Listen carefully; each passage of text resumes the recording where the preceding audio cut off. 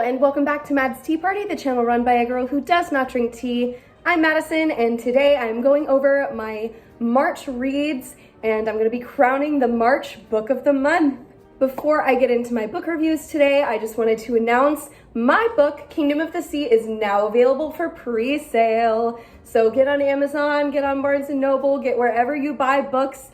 It's there, and while you're doing that, sign up for my newsletter. The link will be down below. If you sign up for my newsletter, you're automatically entered into my pre-sale giveaway. I have lots of fun prizes that I'm gonna be giving away. If you like fantasy and you like romance, definitely give it a shot. Now let's get into the book reviews. March was kind of an off month for me. I only read 4 books, which technically qualifies as me reading 1 book a week, but still it's really low for me. So I'm really hoping to up that in April, so we'll see. The first book that I read in March was Wandering Star. This is book 2 in the Zodiac series. I read book 1 last year and I really enjoyed it, so I was happy to read book 2, so here it is.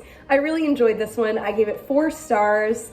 And I'm just excited to see more from this world and more from this author. I have the next 2 books in the series on my shelf, so I'll be reading those sometime soon, so keep an eye out for those reviews. But the concept for the Zodiac series is that you have a galaxy and each zodiac sign has their own planet, or like little planets.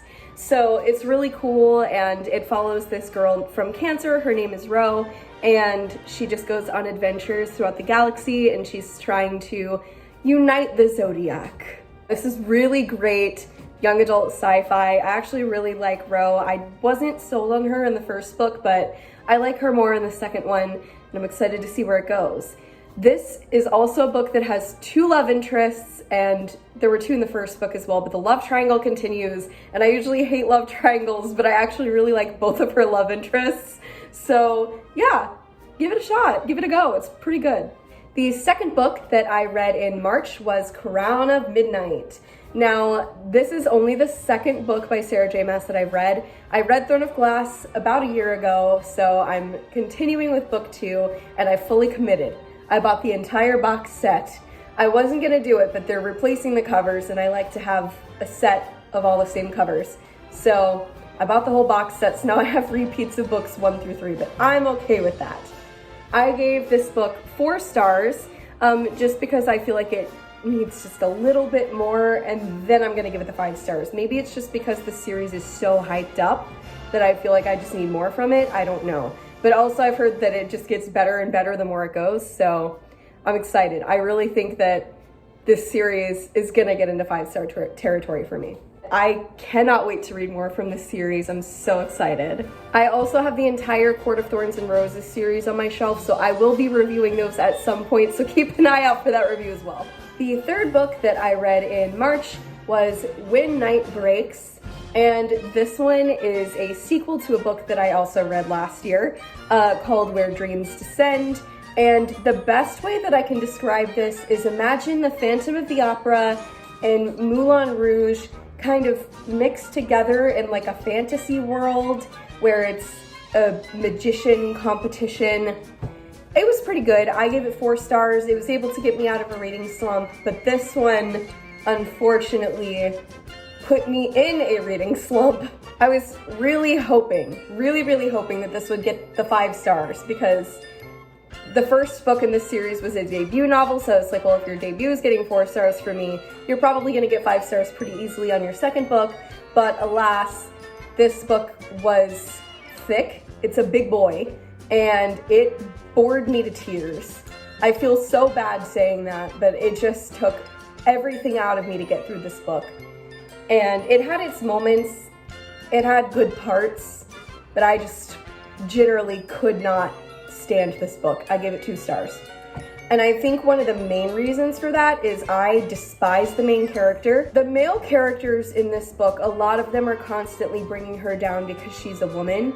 And so I understand her being very like girl boss attitude a little bit, but it gets to the point where she goes to the men in her life who have supported her and been nothing but kind, and they're not misogynists, and she still thinks that she's better than them. Like, she's not, they're equal, she has to be better than them. And that just gets on my nerves. I can deal with a character who deals with misogyny, but I can't deal with a character who just hates men because they're men. That gets on my nerves. So I just couldn't stand her. I thought she was a horrible person. I thought that she had too much unwarranted confidence, and that kind of continued into the second book. And the second book also didn't feature her love interest and her together, so there was no redeeming her. There was no her showing respect towards men. It was just, And also, another thing about this book is all of the major plot points are kind of glossed over. Like, it'll kind of hint at what happens, or it'll tell you, but it'll be like so quick that you'll have to go back and read it again. So I read this book probably twice because I just kept having to go back. Anytime something major happened, I had to read it multiple times because the writing was so confusing. Yeah, bad book. I'm sorry.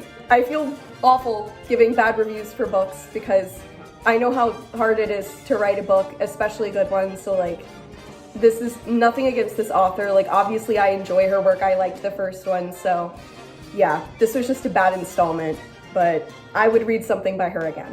And the very last book that I read in the month of March, and this is also my book of the month, I'm sorry for the spoilers, but I saved the best for last. It is Daisy Jones and the Six. This was one that I did not mean to read when I did, but the last book put me in such a mindset of just like, I need to read something that is good and popular right now so that I can just get back in the mood of reading.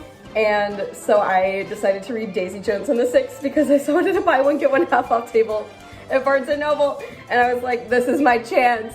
So I got Daisy Jones and the Six and I read it, and I haven't seen the whole show yet, but the episodes that I have seen I enjoy. I would highly, highly recommend this book. This is a 5-star book, and I think it's mostly not necessarily because the plot, but just the characters. Every character in this book feels so real.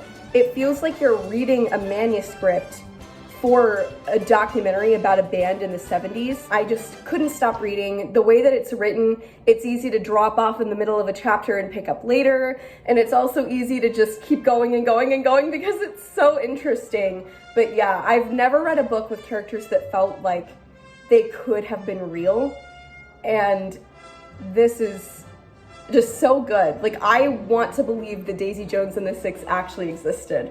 So yes, absolutely 10 out of 10, Daisy Jones and the Six. I have 2 more books by this author on my shelf.